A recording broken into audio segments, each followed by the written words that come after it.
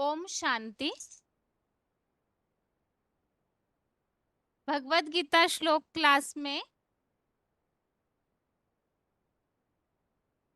आज का श्लोक है 14वें अध्याय का 7वां श्लोक, अध्याय 14 का श्लोक नंबर 7।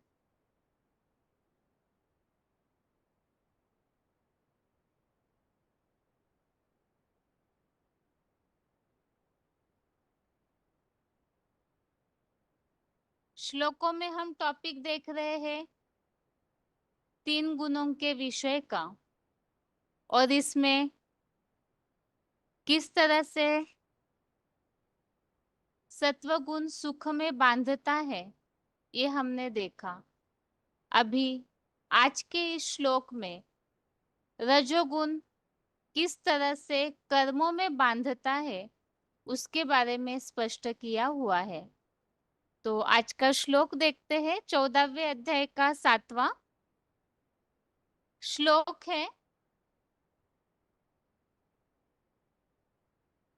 रजो रागात्मकं विद्धि तृष्णा संग समुद्भवम तन्निबध्नाति कौन्तेय कर्म संगेन देहिनम। श्लोक दोबारा, रजो रागात्मकं विद्धि तृष्णा संग समुद्भवम तन्निबध्नाति कौन्तेय कर्म संगेन देहिनम। अध्याय 14 का श्लोक नंबर 7 हम पढ़ रहे हैं। और श्लोक फिर से,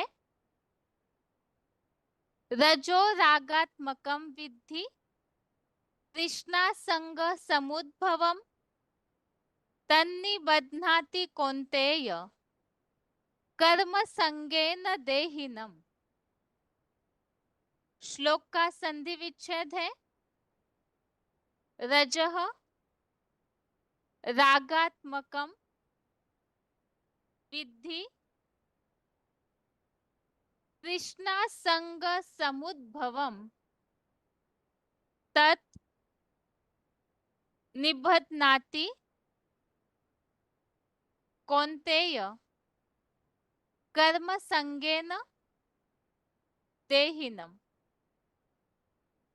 श्लोक का संधि विच्छेद दोबारा, रजः रागात्मकं विद्धि तृष्णा संग समुद्भवम तत् निबध्नाति कौन्तेय कर्म संगेन देहिनम।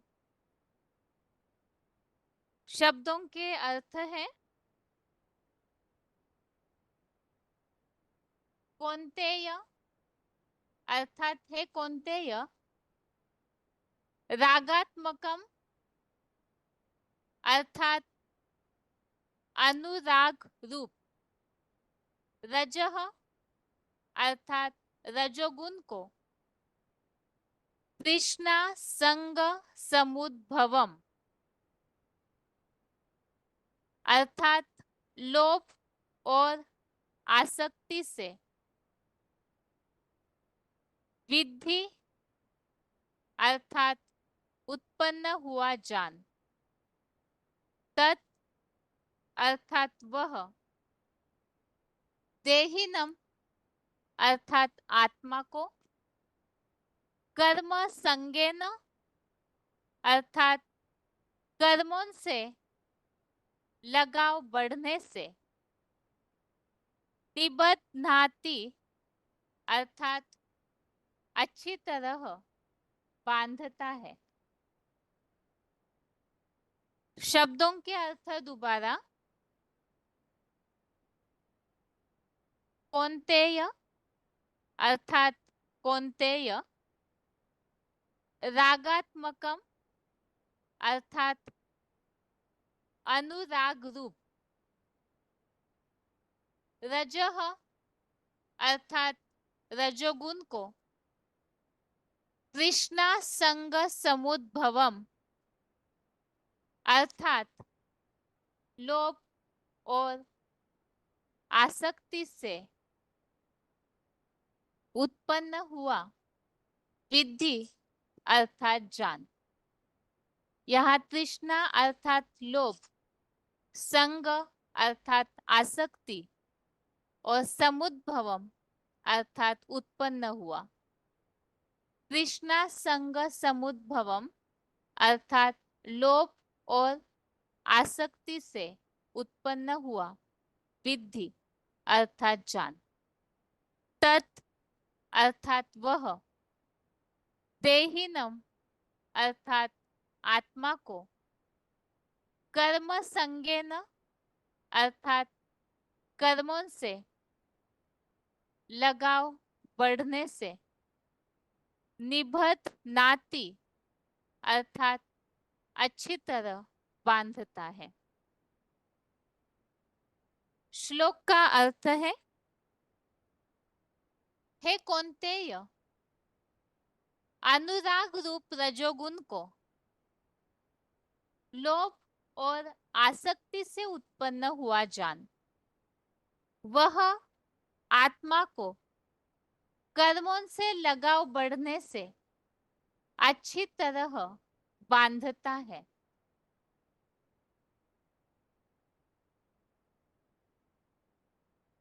यहाँ श्लोकों में हम 3 गुणों के बारे में समझ रहे हैं। सबसे पहले तो हमने 14वें अध्याय में शुरू में ही समझा ईश्वरीय ज्ञान की महिमा और उसका महत्व कि ईश्वरीय ज्ञान को जानकर के ऋषि मुनि जन नरक लोक से वैकुंठ धाम पहुंचे। और इतना ही नहीं, इस ज्ञान के द्वारा ज्ञान का आश्रय लेने वाले महाविनाश काल में भी व्यथित नहीं होते, प्राय जन्मों में भी सुखी रहते हैं और स्वर्ग की प्राप्ति तो होती ही है।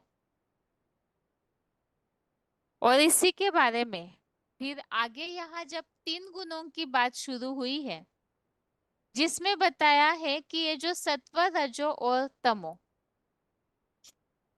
ये तीनों गुण जो है प्रकृति के स्वभाव से उत्पन्न हुए हैं और ये तीनों गुण अविनाशी आत्मा को शरीर में बांधते हैं। अर्थात प्रकृति के गुणों के कारण ही आत्मा जन्म मरण के चक्र में आती है, इसे हमने समझा था।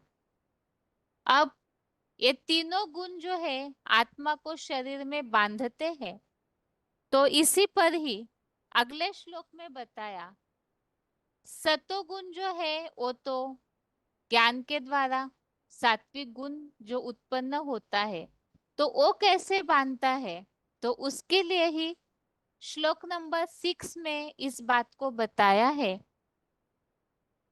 ये जो सत्व गुण है वो आत्मा को सुख की आसक्ति में बांधता है। सुख की आसक्ति अर्थात सुख की दुनिया में ले जाता है, सुख भोगने के लिए बांध देता है। क्योंकि सतयुग में सतोगुण जो है वो तो स्वर्ग में होता है और वहां भी प्रकृति ही सारा कार्य करती है अर्थात सुख देती है। तो इस आधार से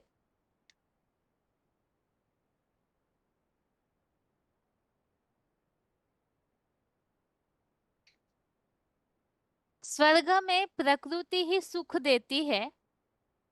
इस आधार से आत्मा जितना जितना ज्ञान की पराकाष्ठा होगी उस आधार से स्वर्ग अर्थात सुख में आत्माएं बन जाती है।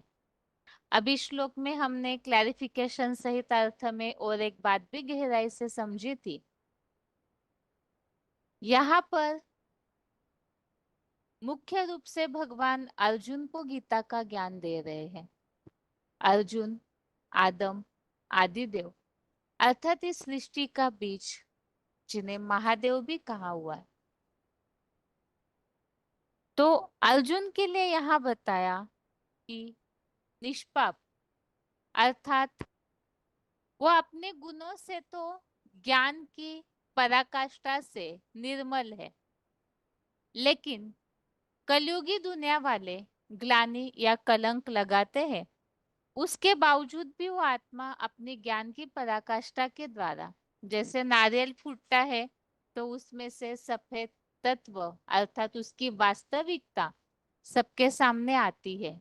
इसी तरह से यहाँ प्रैक्टिकल में ये जो अर्जुन रथ, अर्जुन पाठधारी है, कलयुग अंत में सृष्टि परिवर्तन का जो कार्य मुकर्रर तनधारी के द्वारा परम पिता शिव प्रवेश करके करवाते हैं, लेकिन न जानने के कारण जो 9वें अध्याय में उल्लेख आया है, अवजानन्ति माम मूढ़ा मानुषिम तनुमाश्रितम, तो इस कारण से साधारण तन में आए हुए प्राणियों के महेश्वर को न जानने के कारण दुनिया वाले ग्लानि जरूर करते हैं, लेकिन अपने गुणों से वो आत्मा निर्मल है और उस ज्ञान की आसक्ति बढ़ने के बाद वो आत्मा सुख की आसक्ति में बन जाती है और यह पुरुषोत्तम संगम युग में ही वो अपने गुणों से निर्मल सिद्ध भी हो जाती है। अभी आज के श्लोक में जो रजोगुण संबंधित बात बताई हुई है, जो अभी अर्थ हमने पढ़ा, अनुराग रूप रजोगुण को, अनुराग अर्थात प्यार, तो ऐसा जो अनुराग रूप रजोगुण है उसे लोभ और आसक्ति से उत्पन्न जान। तीसरे अध्याय में रजोगुण संबंधित एक और उल्लेख समझा था, जो अलग तरीके से उल्लेखित है भगवत गीता में, जिसमें बताया है काम एष, क्रोध एष, रजोगुण समुद्भवम। और आज के इस श्लोक में बताया है कि रजोगुण को लोभ और आसक्ति से उत्पन्न हुआ जान। अध्याय 3 में इस बात को बताया है कि रजोगुण से कामनाएं अर्थात इच्छा और क्रोध उत्पन्न होता है। रजोगुण अर्थात हमने यहाँ समझा था देहभान, और यहाँ इस श्लोक में बताया है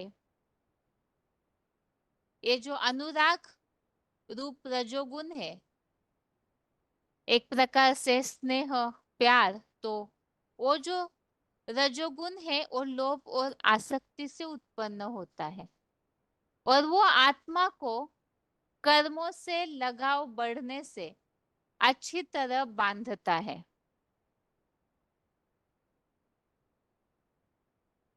तो ये रजोगुण जो है लोभ आसक्ति से उत्पन्न होता है और वो आत्मा को कर्मों में अच्छी तरह से बांध देता है। जैसे कि हमने चौथे अध्याय में एक और श्लोक समझा था इस संबंधित, यस्य सर्वे समारंभा काम संकल्प वर्जिता। तो बाबा ने कई मुरलियों में इस बात को इस तरह से इस श्लोक को बताया है कि इस दुनिया के कोई भी कार्य काम विकार के संकल्प से रहित नहीं होते, अर्थात कलयुग में सभी उस एक ही बात के लिए, यस्य सर्वे समारंभा काम संकल्प वर्जिता। गीता में तो बताया हुआ है कि वास्तव में कामनाओं से रहित सारे कार्य होने चाहिए, लेकिन कलयुग में तो अति के देह भान के कारण, इसी के कारण सब कर्म करते हैं और लोभ और आसक्ति, आसक्ति अर्थात ही एक प्रकार से कामनाएं, इच्छाएं, तो अलग अलग तरीके से भगवत गीता में ही इन बातों का क्या कनेक्शन है उसे स्पष्ट किया हुआ है। आज के श्लोक में इस तरह से बताया है कि ये जो रजोगुण है अर्थात सत्वगुण से नीचे उतरते हैं, आत्मिक स्टेज से नीचे उतरते हैं तो देहभान आता है, और ये देहभान अर्थात ये रजोगुण ये निर्माण होने का कारण है लोभ और आसक्ति। लोभ माना एक प्रकार से इच्छाएं ही, आसक्ति अर्थात अटैचमेंट, और इसके कारण अपने देह के प्रति जो आसक्ति निर्माण होती है और उसकी पूर्ति के लिए लोभ, तो ये देह भान को बढ़ाता है और इस देह भान की पूर्ति के लिए ही फिर, क्योंकि देह भान की पूर्ति करनी है तो उसके लिए फिर कर्म करने हैं, तो कर्मों में लगाव बढ़ जाता है, कर्मों के प्रति ही ध्यान देना, जिससे मुरलियों में शिव बाबा इस बात को बताते हैं, कौरव अर्थात कुरु की संतान जो कर्म करने को ही महत्व देते हैं, मनसा एकाग्र करना है, भगवान की याद करनी है, ये उन्हें याद ही नहीं रहता है। तो इसीलिए बताया रजोगुण लोभ आसक्ति से उत्पन्न होता है और वो फिर आत्मा को कर्मों में बांध देता है। तो द्वापर युग से वैश्य वर्ण जो चालू होता है तो उससे कर्मों के प्रधानता अर्थात पेट के धंधे को ही महत्व दिया जाता है। तो ये दूसरा गुण बताया जो कर्मों में बांध देता है आत्मा को। अभी श्लोक संबंधित क्लैरिफिकेशन सहित अर्थ देखते हैं। हे कौन्तेय, अनुराग के दिखावा रूप रजोगुण को नर निर्मित द्वैतवादी दैत्यों के नरक में लोभ और आसक्ति से उत्पन्न हुआ जान। वह रजोगुण कर्म घमंडी अतिभोगी आत्मा को हिंसक कर्म इंद्रियों के कर्मों से उत्तरोत्तर लगाव बढ़ने से अच्छी तरह बांधता है। तो अनुराग के दिखावा रूप रजोगुण को अर्थात दिखावा अर्थात ही द्वापर युग से जो स्नेह होता है, जो प्यार होता है, वो दिखावा मात्र रहता है, वास्तविकता उसमें रहती नहीं है। जिसके लिए मुरलियों में जो शिव बाबा ने बताया है कि द्वापर युग से जो देहभान वाला प्यार होता है उसमें खींचातानी होती है, स्वार्थ भावना होती है। और सतयुग में जो प्यार होता है एक तो उसमें सात्विकता रहती है, श्रेष्ठ इंद्रियों का प्यार होता है, तो इसीलिए वो सात्विकता के कारण उसमें कर्मों की आवश्यकता नहीं होती है। और यहाँ पर यही बताया कि ये अनुराग का दिखावा रूप रजोगुण को वो किस तरह से उसे हम पॉइंट में समझेंगे ही। बाकी नर निर्मित द्वैतवादी दैत्यों के नरक में द्वापर युग से ही द्वैतवाद शुरू होता है, दो मतें, दो राज्य, दो भाषाएं शुरू होती है। तो जहां द्वैतवाद आ गया वहां दो मतों के कारण अनेकता अर्थात फ्रिक्शन और जिससे नरक शुरू हो जाता है। तो ऐसे नरक में ये लोभ और आसक्ति से उत्पन्न हुआ है रजोगुण, और जिसमें जो बताया स्नेह जो है वो दिखावा मात्र रहता है, निस्वार्थ स्नेह नहीं होता।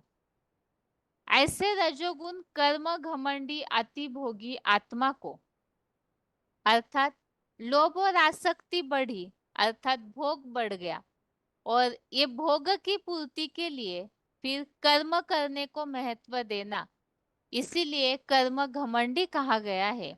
तो ये रजोगुण से कर्म घमंडी और अतिभोगी आत्मा हिंसक कर्मेंद्रियों के कर्मों से, क्योंकि देहभान बढ़ा तो कर्मेंद्रियों में ये जो बताया अनुराग रूप दिखावा है, तो इसमें कर्मेंद्रियों की हिंसा चालू हो जाती है, करप्शन व्यभिचार चालू हो जाता है, और इसकी पूर्ति के लिए फिर कर्मों से लगाव बढ़ने से कर्मों में आत्मा बंध जाती है।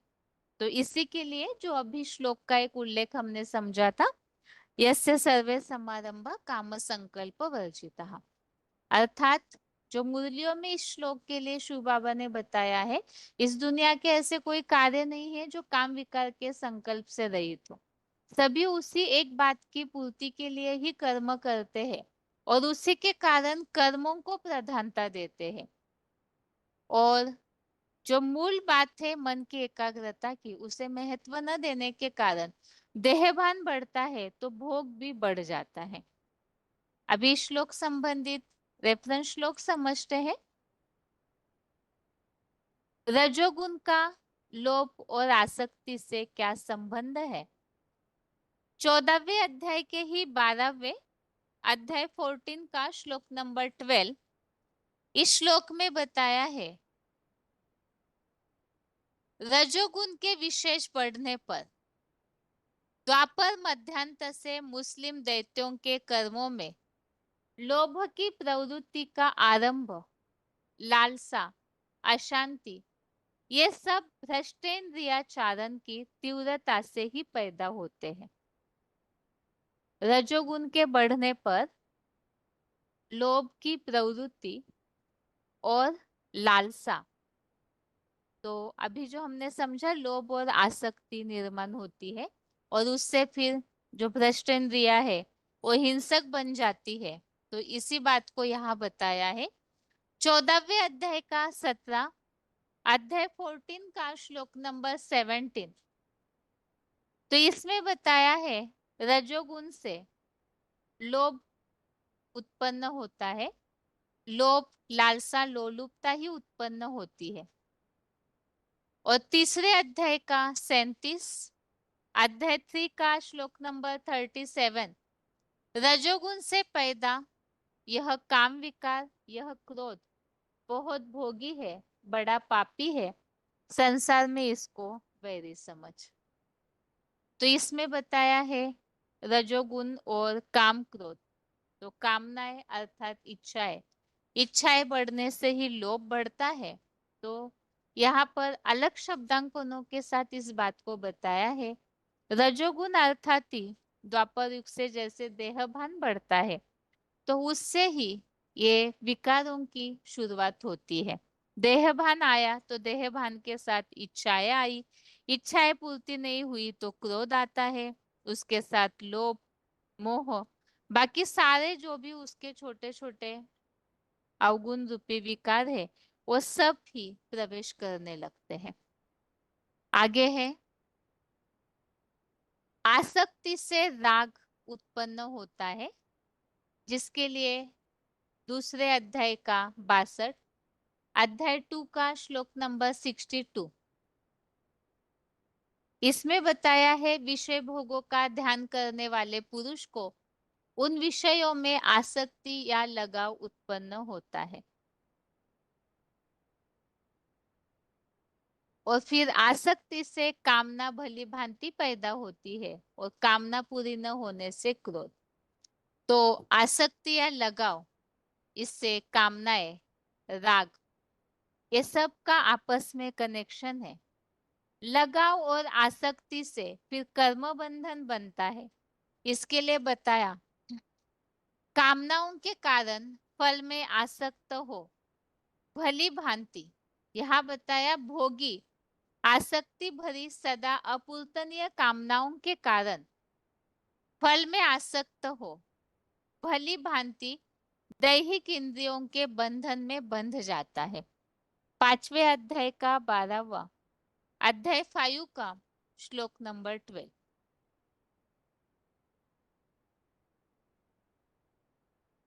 तो इस तरह से आज के इस श्लोक में मुख्य बातें हमने समझी। रजोगुण ये लोभ आसक्ति से उत्पन्न होता है, अर्थात देहभान बढ़ता जाएगा, लोभ आसक्ति ये सब के कारण देहभान, देहभान से फिर उसकी पूर्ति के लिए, विकारी भावनाओं की पूर्ति के लिए फिर आत्मा कर्म में बंध जाती है। अब चौथे अध्याय में एक जो श्लोक है, यहाँ भगवत गीता में दो प्रकार की बातें बताई है। एक तो भक्ति मार्गीय जो गीता पाठी है उन्हें तो ये बात समझ में आती है, चारों युगों में जैसे बताया है, चार वर्णों में द्वापर युग से जैसे वैश्य वर्ण की शूटिंग होती है प्रैक्टिकल में, कर्मों को प्रधानता देते हैं, और संगम युग में जैसे मुरलियों में बताया हुआ है चातुर्वर्णम मया सृष्टम गुण कर्म विभागशः। तो यहाँ पुरुषोत्तम संगम युग में ही चारों वर्णों की शूटिंग होती है। तो यहाँ पर भगवत गीता के द्वारा किस तरह से यहाँ संगम युग में भी आत्माएं अपनी शूटिंग करती है इन प्रकृति के गुणों के कारण, और प्रैक्टिकल में द्वापर युग से किस तरह से आत्माएं कर्म में बंध जाती है, वो बात यहाँ स्पष्ट होती है। अभी आगे श्लोक का उच्चारण समझते हैं। सुनते हैं, उसके बाद पॉइंट्स। रजोरागात्मकं विद्धि तृष्णासङ्गसमुद्भवम् तन्निबध्नाति कौन्तेय कर्मसङ्गेन देहिनम्। हे कौन्तेय, अनुराग के दिखावा रूप रजोगुण को नवनिर्मित द्वैतवादी दैत्यों के नरक में लोभ और आसक्ति से उत्पन्न हुआ जान। वह रजोगुण कर्म घमंडी अति भोगी आत्मा को हिंसक कर्म इंद्रियों के कर्मों से उत्तरोत्तर लगाव बढ़ने से अच्छी तरह बांधता है।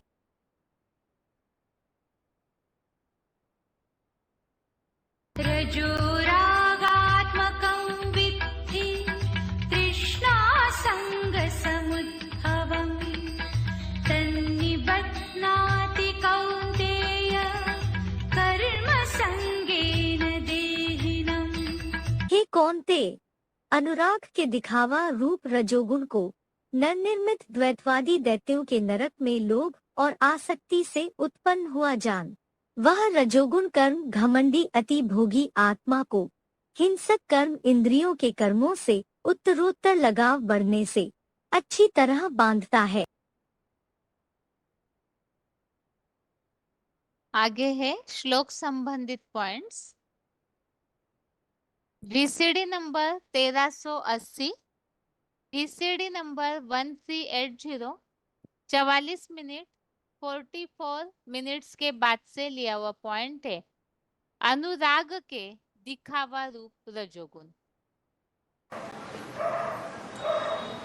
वहां नई दुनिया में जो नई दुनिया बाप स्थापन करते हैं, वहां तो जानवर भी आपस में बड़े प्यार से रहते हैं। यहाँ तो प्रेम का नाम निशान नहीं, मार ही मार। स्त्री पुरुष में प्रेम के नाम पर काम कटारी चलाते हैं। बाप तो कहते हैं काम कटारी गोया खून की कटारी है, इसको कोई प्यार नहीं कहेंगे। ये देह का प्यार होता है, देह तो विनाशी है, तो प्यार भी विनाशी हो जाता है, क्षणभंगुर प्यार हो जाता है।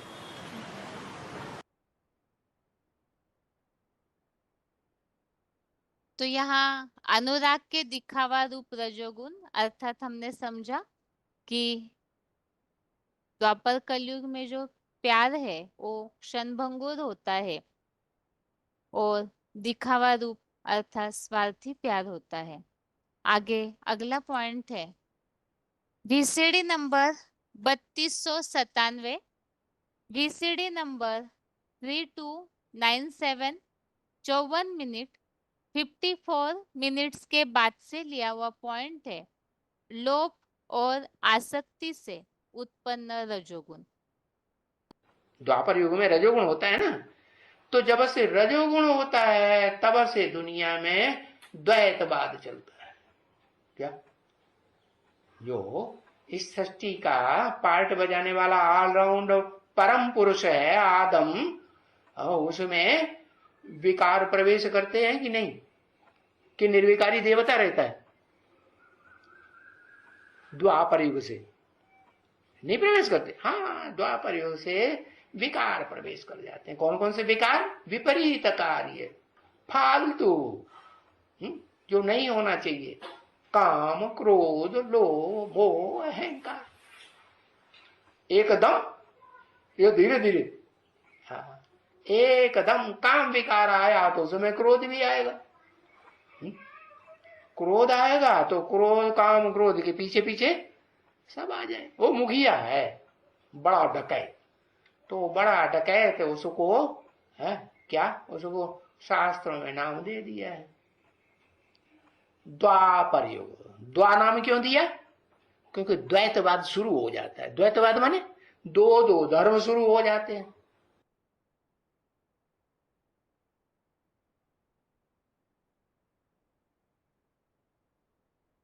अगला पॉइंट है VCD number 2853, VCD number 2853, 25 minute 25 minutes के बाद से लिया हुआ पॉइंट है। रजोगुण कर्म घमंडी अति भोगी।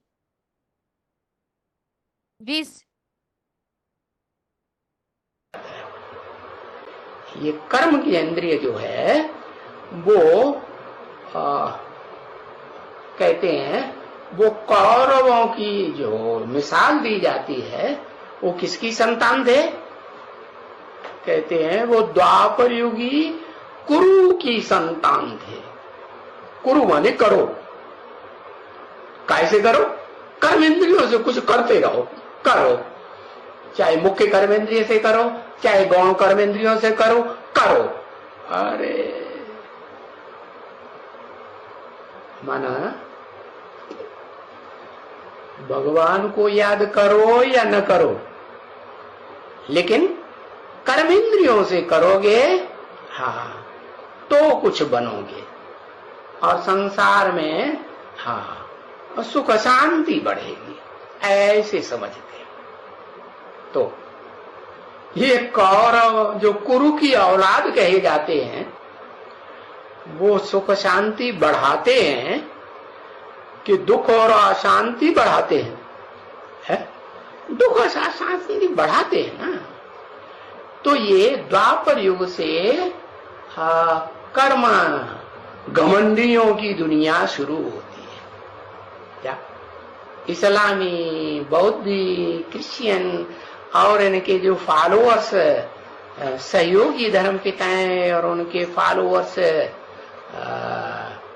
जो धर्म के मानने वाले लोग हैं, वो कर्म करना कर्मेंद्रियों से प्रधानता देते हैं।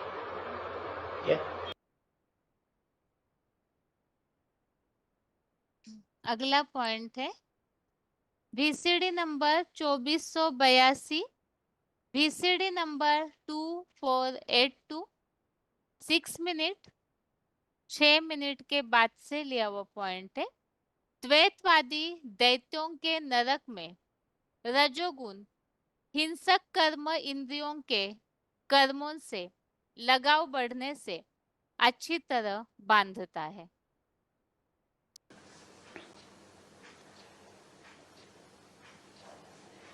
देव आत्माएं जो हैं वो सीधी साधी प्रकृति की होती है। जो द्वैतवादी दैत्य पैदा होते हैं वो बड़े तिकड़मी बुद्धि वाले होते हैं।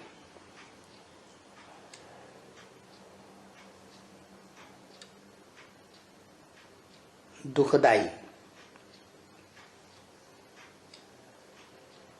तो वो जो सतयुग त्रेता से सत्व प्रधान और सत्व सामान्य आत्माएं परम धाम से उतरी थी, वो हुजूम के पूरे प्रभाव में आ जाती है। और जो द्वैतवादी धर्म देहधारी धर्म पिताओं और उनके फॉलोअर्स की आत्माएं आती हैं, उनके प्रभाव में पूरी तरह जकड़ जाती। उनकी सुनी सुनाई बातों पर विश्वास कर लेती है। सतयुग में तो ज्ञानेंद्रियों का प्रभाव होता है, त्रेता में भी। द्वापर में आते आते रजोगुण की प्रधानता होने से रजोगुण जो है वो कर्म में आसक्त कराता है। क्या रजस वृत्ति बढ़ती है ना,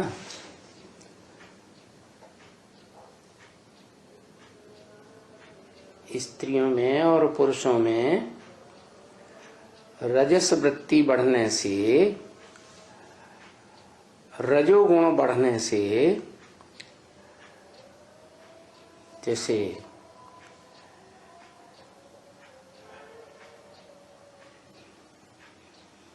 शक्ति का क्षीणता ज्यादा बढ़ जाती है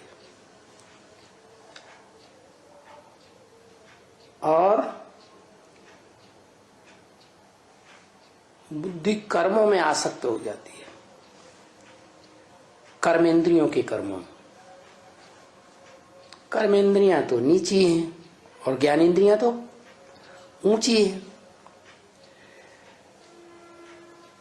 तो ज्ञानेंद्रियों का प्रभाव जहां होता है वहां आत्मिक स्थिति रहती है।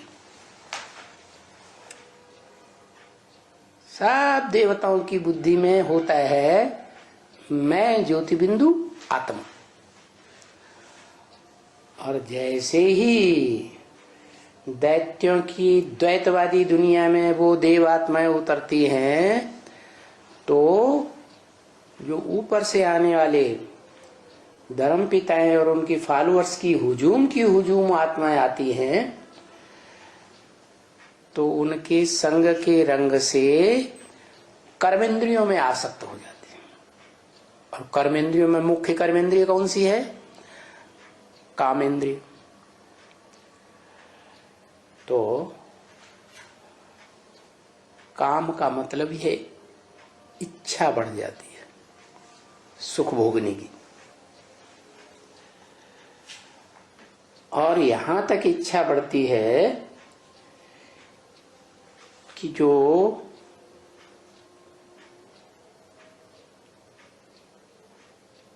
सुखदायिनी कही जाती है कन्याएं माताएं, द्वैतवादी द्वापर युग से पुरुष तो सब दुर्योधन दुशासन बन जाते हैं। सुख भोगने के लिए दुष्ट युद्ध करते हैं, जोर जबरदस्ती भी करते हैं, बलात्कार भी करते हैं।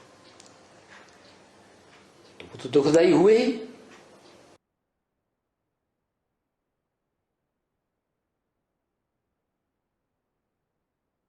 आगे अगला पॉइंट है VCD नंबर 2411, TCD नंबर 2411, 2 घंटा 33 मिनट 2 hours 33 मिनट्स के बाद से लिया हुआ पॉइंट है। रजोगुण कर्म इंद्रियों के कर्मों से अच्छी तरह बांधता है। तो वो कर्म में आसक्त कराने वाला कौन सा गुण होता है? सत्व गुण, रजोगुण या तमोगुण? नहीं, रजोगुण कर्म में आसक्त कराता है। क्या कहा? रजोगुण जिनमें बढ़ा हुआ होगा ब्राह्मणों की दुनिया में भी वो कर्म नहीं छोड़ेंगे, कर्मेंद्रियों का। उनसे कहो ज्ञान सुनाओ ना ईश्वरीय ज्ञान के लिए अर्पण हो जाओ। क्या शिव बाबा की याद में रह करके सारी सृष्टि को दृष्टि का दान दो, वाइब्रेशन का दान दो, योग बल का ध्यान दो। ये धंधा करेंगे? जो रजोगुणी आत्माएं होंगी ब्राह्मणों की दुनिया में,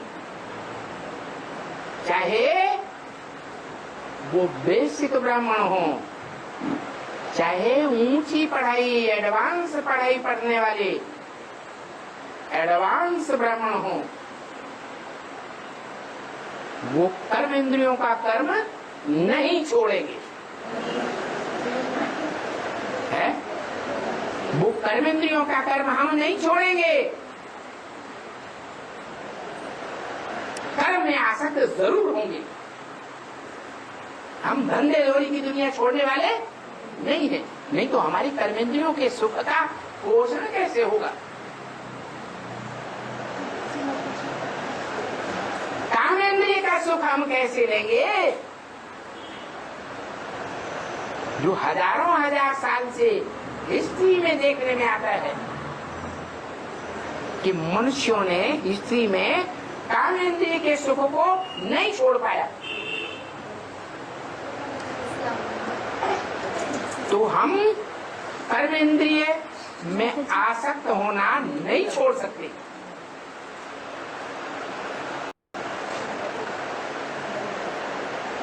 कोई भी कर्म इंद्रियों की आसक्ति नहीं छोड़ेंगे, कर्म जरूर करेंगे कर्म इंद्रियों से। और कर्म की प्रधानता कौन से गुण से साबित होती है? सत रज तम 3 गुण हैं। देवताएं कोई कर्म नहीं करते पेट का, कोई धंधा करते हैं, क्योंकि सात्विक स्टेज है, सत्व सामान्य स्टेज है आत्मा की। जब आत्मा सात्विक स्टेज में होती है तो सारे कार्य प्रकृति करती है। प्रकृति 7 प्रकार के सुख देती है देह को।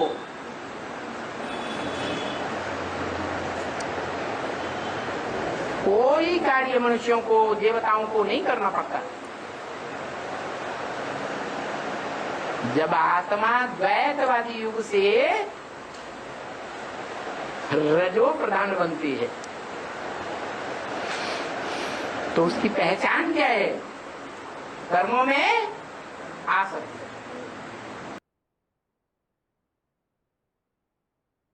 इस तरह से 14वें अध्याय का 7वां श्लोक हमने पॉइंट्स के साथ समझा है, और जिसमें ये बात बताई हुई है कि रजोगुण जो है, रजोगुण लोभ आसक्ति से आता है, और इसमें सतयुग त्रेता युग के मुकाबले जो स्नेह है वो दिखावा मात्र रहता है, क्षणभंगुर सुख होता है, और इसी के चलते ही आत्माएं जो है वो कर्मेंद्रियों के कर्मों में अच्छी तरह से बन जाती है। अभी आगे है रिवीजन।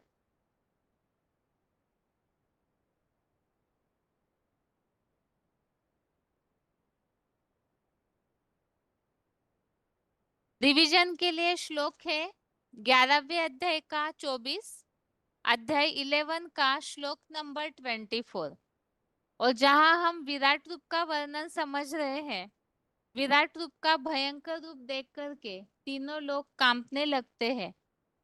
इसके अलावा हमने ये भी बात समझी कि विराट रूप को देख करके जो भक्त आत्माएं हैं वो हाथ जोड़ के खड़े होते हैं। महर्षि और सिद्धों के समूह जो है वो कल्याण हो की स्तुति करते हैं। तो पॉइंट में हमने इस बात को भी समझा, महर्षि और सिद्धगण अर्थात ऐसी पवित्र आत्माएं जो अपने संकल्पों को सिद्ध करने वाली है। तो वो श्रेष्ठ आत्माएं जो माला के मन के है, विराट रूप जब प्रत्यक्ष होगा वो तो कल्याण हो करके महिमा करेंगे, स्तुति करेंगे, अर्थात वो आत्माएं तो प्रसन्न होगी। बाकी कोई ऐसे भी है जो विराट रूप को देख करके आश्चर्यचकित होते हैं। तो इसके लिए भी बाबा ने जो पॉइंट में हमने समझा है कि विराट रूप को देख करके ऐसी आत्माएं भी है, अर्थात श्रेष्ठ आत्माएं भी क्यों ना हो, उनके लिए भी बताया कि कहीं ना कहीं अनिश्चय आता है, क्योंकि भगवान का जो पार्ट है वही ऐसा वंडरफुल है जिसे कोई इतना आसानी से समझ नहीं पाते हैं।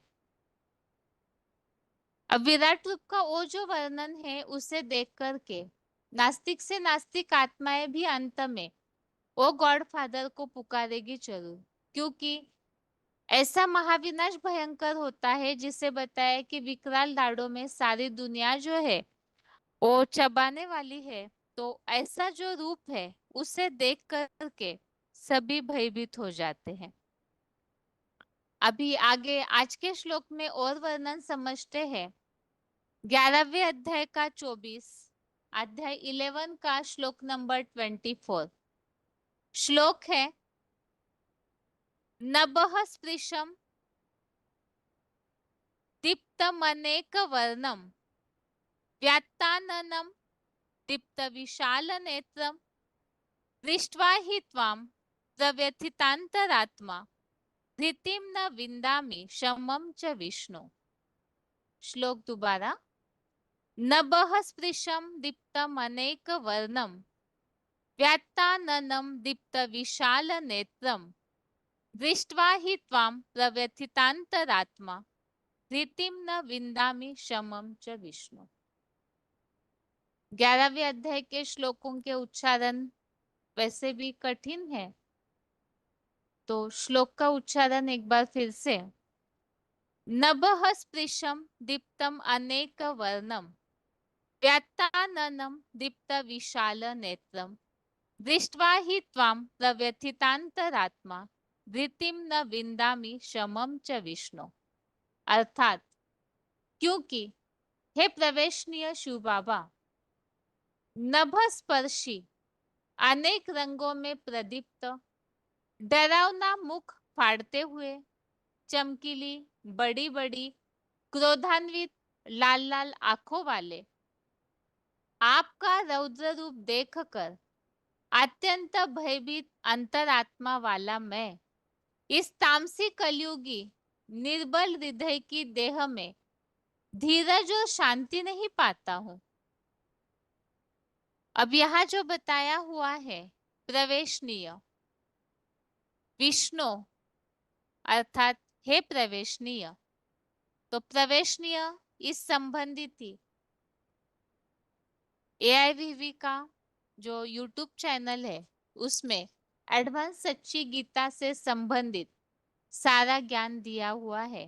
तो इसमें विष्णु इस बात के लिए आदिश्वर चरित्र, इसमें इस बात का स्पष्टीकरण मिलता है। विष्णु की व्युत्पत्ति विष धातो प्रवेशनाथ। आदिश्वर चरित्र इसमें 119 से 152 पेज तक, पेज नंबर 119 से 152, यहाँ पूरी तरह से ये विष्णु प्रवेशनीय अर्थात परम पिता शिव जो है उन्हें अपना तन तो नहीं है, इसीलिए वो प्रवेश करके ही इस सृष्टि पर कार्य करते हैं। तो उसी संबंधित यहाँ बताया हुआ है प्रवेशनीय। तो ये प्रवेशनीय शब्द जो है वो विष्णु, इसी का अर्थ प्रवेशनीय, और इसका संस्कृत शब्द है उसका यहाँ स्पष्टीकरण दिया है विष धातु प्रवेशनाथ।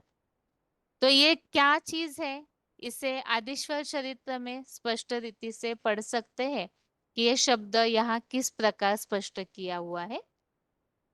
बाकी यहाँ मूल बात जो है श्लोक की, हे प्रवेशनीय शिव बाबा, नभ स्पर्शी अर्थात आसमान को छूने वाला ऐसा और रूप, जिसके लिए हम भक्ति मार्गीय जो विराट रूप के चित्र बने हुए हैं उसमें देखते हैं कि विराट रूप को बहुत ही आसमान को छूने वाला ऐसा रूप दिखाया जाता है, अनेक रंगों में प्रदीप्त और डरावना मुख फाड़ते हुए चमकीली बड़ी बड़ी क्रोधान्वित लाल लाल आंखों वाले।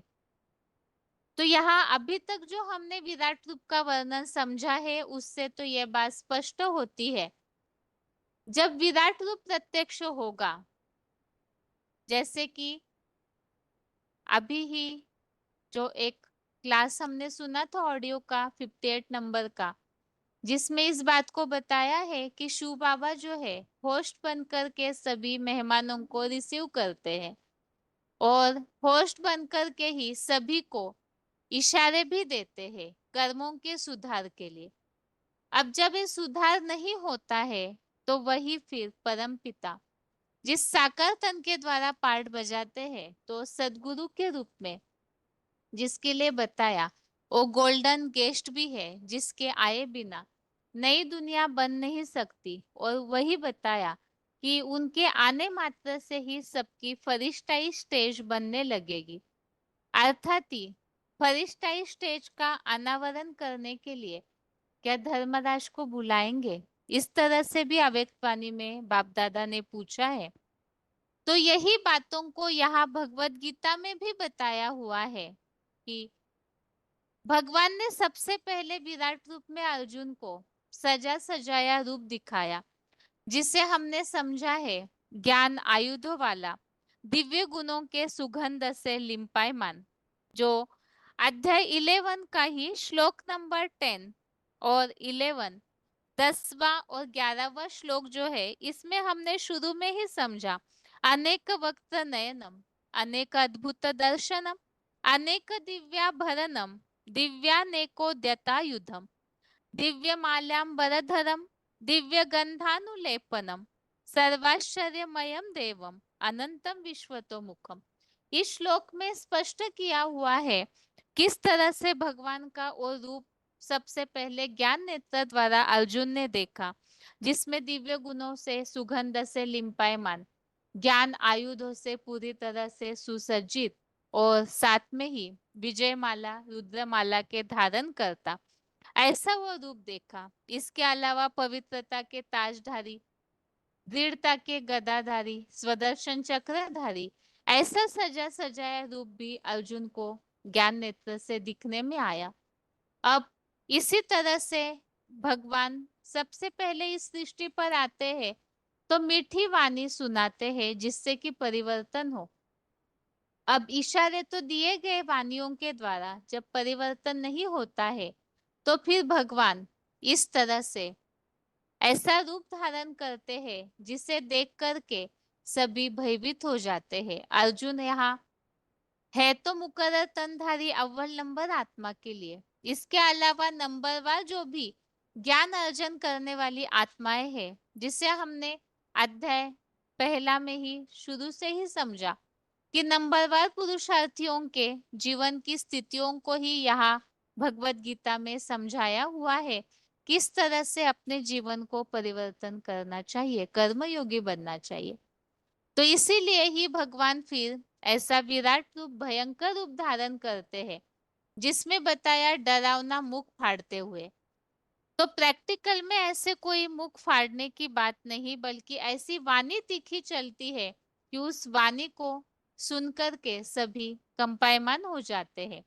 ऐसी चमकीली बड़ी बड़ी क्रोधान्वित लाल लाल आंखों वाले, तो वो ऐसा रूप होगा जिसे देख करके उस रौद्र रूप को उनके योग ऊर्जा से ही इस सारे संसार में ही परिवर्तन होने लगता है। इसीलिए बताया विकराल दाढ़े अर्थात एटॉमिक विस्फोट उस योग ऊर्जा की प्रेरणा से दुनिया में इस तरह विनाशकारी माहौल भी फैल जाता है, छा जाता है। उनके योग ऊर्जा के तेज से सारा संसार तपते हुए नजर आता है, ऐसे भी हमने श्लोकों में पढ़ा है। तो ऐसे रौद्र रूप को देखकर भयभीत अंतरात्मा वाला अर्जुन धीरज और शांति नहीं पाता हूँ, ऐसे बताया हुआ है। तो भयंकर रूप अर्थात अभी तक तो प्यार भरी वाणी चली, अब जब धर्मराज का रूप अर्थात ऐसा विराट रूप सदगुरु का रूप शुरू हो जाता है तो उस समय सभी भयभीत हो जाते हैं, क्योंकि मुरलियों में अव्यक्तवाणियों में इस बात को बताया हुआ है कि जब सदगुरु का पाठ शुरू होता है तो बाप बन करके, माता के रूप में परम पिता रहमदिल बन करके ईश्वरीय पढ़ाई को पढ़ाते रहे, लेकिन सदगुरु के रूप में बच्चों के नाज नखरे सहन नहीं किए जाते हैं तो वो पाठ स्ट्रिक्ट पाठ होता है। अभी इसी श्लोक संबंधित रेफरेंस श्लोक समझते हैं। 11वें अध्याय का 54, जिसमें इस श्लोक में ही बताया है प्रवेशनीय, और अध्याय 11 के इस 54 नंबर श्लोक में बताया है प्रवेश तुम, अर्थात प्रवेश करने में समर्थ हो। आगे है, श्लोक में उल्लेख आया है प्रदीप्त। यहाँ 11वें अध्याय का 17, अध्याय 11 का श्लोक नंबर 17, इसमें भी उल्लेख आया है तेजो राशिम सर्वतो दीप्तिमंतम, दीप्तिमान अग्नि। और इसी तरह से सब और ज्ञान से प्रकाशित दीप्ति वाले, चारों ओर योग की चकाचौंध में कठिनाई से देखने योग्य। तो योग की ऐसी पराकाष्ठा धारण करते हैं जिसके लिए बताया कठिनाई से देखने योग्य। आगे श्लोक में उल्लेख आया हुआ है कि रौद्र रूप को देख करके भयभीत अंतरात्मा वाला मैं धीरज और शांति नहीं पाता हूँ, तो इसी संबंधित हमने श्लोक पहले भी समझे हैं। 11वें अध्याय का 20, अध्याय 11 का श्लोक नंबर 20, इसमें भी बताया है, आपका महाकाल का भयंकर अद्भुत भयंकर रूप देखकर तीनों लोक के प्राणी अंतःकरण से भय से कांप रहे हैं। तो भूकंप की, महाविनाश के बम्बों की, आग बरसाता हुआ रूप तो विराट रूप जैसे प्रत्यक्ष होने लगेगा, तो वैसे ही दुनिया में विनाश का माहौल भी शुरू हो जाएगा। तो इसीलिए बताया है, तीनों लोग भय से अत्यंत कांप रहे हैं। इसी टॉपिक के लिए श्लोक है, अर्जुन अत्यंत कांप रहा है, भयभीत हुआ है विराट रूप को देखकर। 11वें अध्याय का 23, अध्याय 11 का श्लोक नंबर 23, इसमें भी बताया है, विकराल दाढ़ों वाले आपके महान भयंकर रूप को देखकर संसार के सब लोग तथा मैं भी अत्यंत कांप रहा हूँ। 11वें अध्याय का 35, अध्याय 11 का 35 नंबर श्लोक, इसमें भी बताया हुआ है, अर्जुन ने कांपते हुए हाथ जोड़कर झुककर भयभीत हुआ, पूरा नम्रता पूर्वक झुकते हुए आकर्षण मूर्ख शिव बाबा से कहा। तो यहाँ भी महाभारत का वो खूनी नाहक खेल देखकर भयभीत हुए अर्जुन का उल्लेख आया है। 11वें अध्याय का 45, अध्याय 11 का 45, इसमें भी उल्लेख आया है, भयेन च प्रव्यथितम मनो में, अर्थात भय से मेरा मन अत्यंत व्याकुल हुआ है। अभी इस श्लोक का उच्चारण और किस तरह से भगवान का वो डरावना मुख फाड़ता हुआ रूप अर्थात क्या, इसके बारे में यहाँ पॉइंट समझते हैं। अर्जुन क्या देखकर अशांत हो गया है?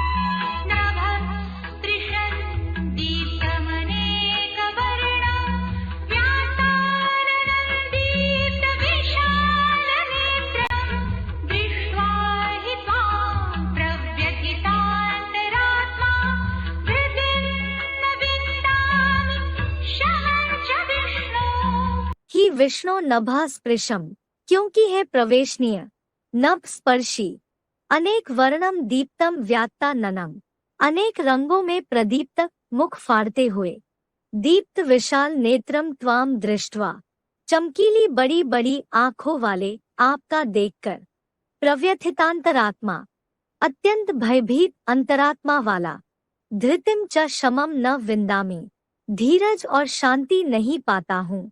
ही विष्णु नभः स्पृशम अनेक वर्णम दीप्तम व्यात्ता ननम दीप्त विशाल नेत्रम त्वाम दृष्ट्वा प्रव्यथितांतरात्मा धृतिम च शमम न विंदामि। भावार्थ, क्योंकि है प्रवेशनीय शिव बाबा। देखिए गीता के 11वें अध्याय का 54वां श्लोक। नभ स्पर्शी, अनेक रंगों में प्रदीप्त, डरावना मुख फाड़ते हुए, चमकीली बड़ी बड़ी क्रोधान्वित लाल लाल आंखों वाले आपका रौद्र रूप देखकर अत्यंत भयभीत अंतरात्मा वाला मैं इस तामसी कलयुगी निर्बल हृदय की देह में धीरज और शांति नहीं पाता हूँ।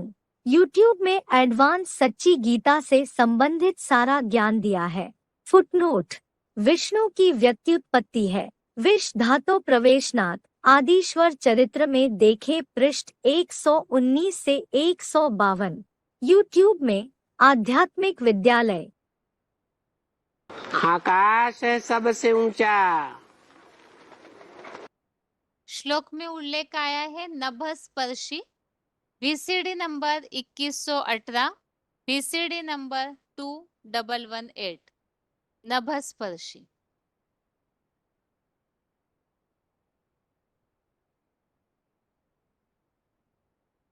आकाश है सबसे ऊंचा।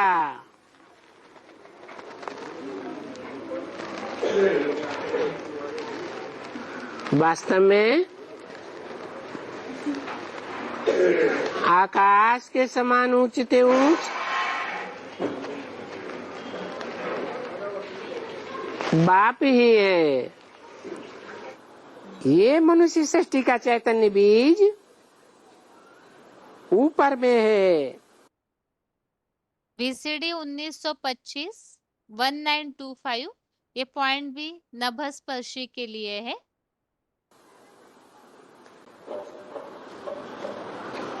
ऊंची स्टेज में है, आज ऊंची स्टेज में है कि सदैव ऊंची स्टेज में है? हैं?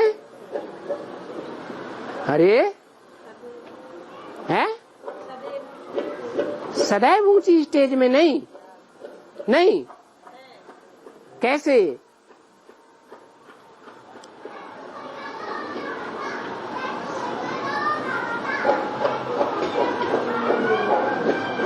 ये सारे शशि वृक्ष का हीरो पार्टधारी है। हीरो पार्टधारी ऊंचाई पार्ट बजाता है कि कभी नीचे पार्ट बजाता है? हैं? ऊंचाई पार्ट बजाता है। बाबा यो साधारण रूप देखकर बच्चे क्यों हो जाते हैं? वार्तालाप नंबर 980 डिस्कशन नंबर 980। रौद्र रूप को देखकर अर्जुन अत्यंत भयभीत हो गया। साधारण रूप देख करके बच्चे क्यों मुझे जाते हैं? माना? जैसे मुरलिया मिला है, साधारण रूप देख के बच्चे मुझ जाते हैं। हाँ, और विकराल रूप देख के डर नहीं जाएंगे? हैं? अर्जुन को जब भगवान ने विकराल रूप दिखाया, विराट रूप दिखाया, तो अर्जुन डर गया या बचा रह गया? बच गया, डर गया, सिट्टी पिट्टी गुम हो गई, थरथराने लगा। आदिश्वर चरित्र के पृष्ठ 120 पर विष्णु की व्युत्पत्ति विष धातु प्रवेशनाथ के संबंध में लिखा है। डॉक्टर राधाकृष्णन ने उपनिषदों की भूमिका पृष्ठ 79 पर छांदोग्य उपनिषद 4:5 का उल्लेख करते हुए लिखा है। ईश्वर सर्वथा अन्य अनुभवातीत और जगत तथा मनुष्य से पूर्णतया परे है, और फिर भी वह मनुष्य में प्रवेश करता है, उसमें रहता है और उसके अस्तित्व का ही अंतरतम सार बन जाता है। इसी बात का समर्थन सातवलेकर ने इस प्रकार किया है। पार्थिव जन्म लेने वाले को ही माता के गर्भ में पकना होता है, दिव्य जन्म लेने वाले को नहीं। स्थूल शरीर का जन्म पार्थिव है, दिव्य जन्म तो बुद्धि क्षेत्र में देवी स्फुरणा से हुआ करता है, जिससे किसी व्यक्ति में परमात्मा की ज्योति का आविर्भाव किसी भी आयु में होता है। प्रारंभिक जीवन में व्यभिचारी रहे मनुष्य में भी ऐसा जन्म होने पर उत्तम ब्रह्मचर्य के लक्षण दिखते हैं। इसे अयोनि संभव भी कहते हैं। सातवलेकर गीता।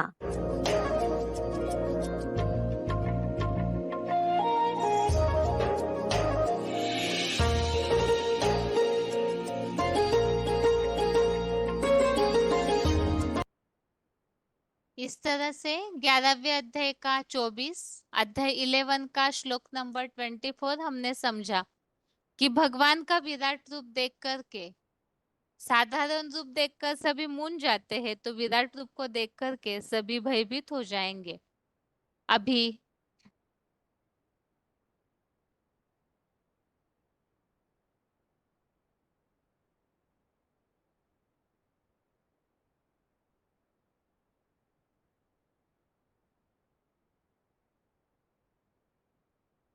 आज का श्लोक है